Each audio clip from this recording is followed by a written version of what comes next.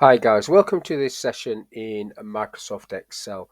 In this module, I want to show you how you can count items that are in a cell which has wrap text selected. So I'm talking about this wrap text. This cell here has a list of people, but it's just one cell. Basically what's happened is people have typed a name and then done Alt and Enter, which will wrap the text. So if I show you that in a blank cell here, if I type Steve and then do Alt Enter, it gives a line space, and then I can type Bob, Alt Enter Bill, Alt Enter John. So whenever I type Alt Enter, didn't do that one on that one, it's come on the same one, Alt Enter, it will wrap round like so, and you can see it there. So if I want to count how many items in there, I can't use the count function. So if I just go equals count, for example, if I click on that, it's not going to come back with 4. When I just press enter on that, it's just going to come back with nothing. Now I should have used the count A function because that's text. So put an A up there. It's still going to come back with just 1 because it's one cell and there's text in it. So it sees that as one thing, not 4 items. So what I want to quickly go through here is how you can get around that issue. If people have wrap text, you can still count how many people there are in the list. So this formula is telling me that there are 12 people in this list, and there are 12 people. This is the formula that I've used, so there's quite a lot of things going on there, but that is it for reference for yourself. So I've got an if statement there if there's no data, so I'll just leave it as a 0. And these are the different formulas broken down at the bottom here. So basically the len function, if I type equals len, that's basically just the length of characters in a cell. So if I just click on H2 there and tick that formula, that tells me that there are 57 characters in there. Now this char 10 removes line breaks, because when I've pressed Alt Enter, that's put a line break in there. So what's going to happen here is the substitute function is going to remove all the lines. So this is the substitute part of that formula there, and this is it sitting there, look. So if I just get myself there, and the same thing is going to happen if I just type equals substitute, press tab to get that. So I'm going to substitute H2.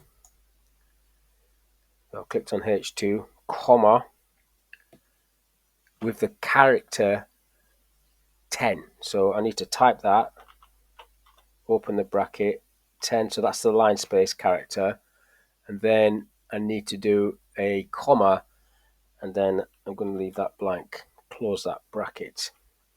So if I click that tick, that's putting that list of names there without any space. It's got rid of the line breaks. So now the len function can count how many items is in there. So if I go equals len again and click on that cell, it's going to tell me how many there are characters in there. It says 46. So you can take away 46 from 57. So that's just a straightforward equals 57 minus 46, tick, and it comes back with 11 because it always knocks one off. That's why there's a +1 at the end there. So that's something you've always got to add on at the end of your formula. So if that's what I've got there, so 1 and then +1. So that's just equals the 11 plus the 1, tick that, and I get my 12 people. So if I click into this list, double click into this list and delete one of these, I've still got the space there, so I've got to basically get rid of that space, and then when I click off this, now it's only saying there's 11 people there. So that's if you want to add all of those together. So that is the function I've put all together. So I'm going to redo that now in here. So I delete that off. And before I do the if, I'll just do this len bit, so you'll see how that bit works. So in there, it's going to be equals len. Press tab to that. So I'm looking at h2. Close my bracket on that len function. So that's just going to come back with 57 characters minus len again, but this time it's got the substitute function inside the len function. So just type that, press tab. Again, it's looking at h2, so click on h2, comma, this is where the char function comes in, 10, close the bracket on the 10, comma, and now you need to do the quotes, leave that blank, and then close the bracket on the substitute function, close the bracket on the len function, and then you're adding +1 at the end for the reasons I said before. And if I tick that, hopefully I've not done any typos, I get 11 because there is 11 in there now. Now, if there was no names there, if I deleted all these names,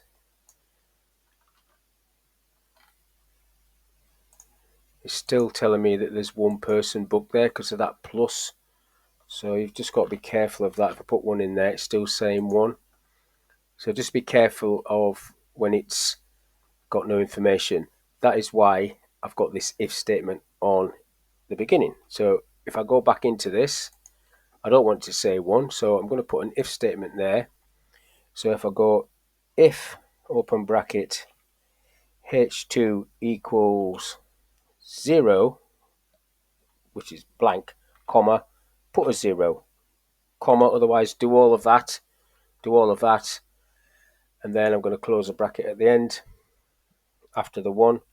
That's the if bracket, tick in that, and then it's put 0 there because there's nobody there. That is what the if statement's doing, so you don't get that random one person booked on there when there's nobody booked. So that's all I want to talk about in this little video, how you can use functions to count text items in a cell that has the format of wrapped text. So hopefully that video was of use. Thank you for your time, and I'll catch you on the next one.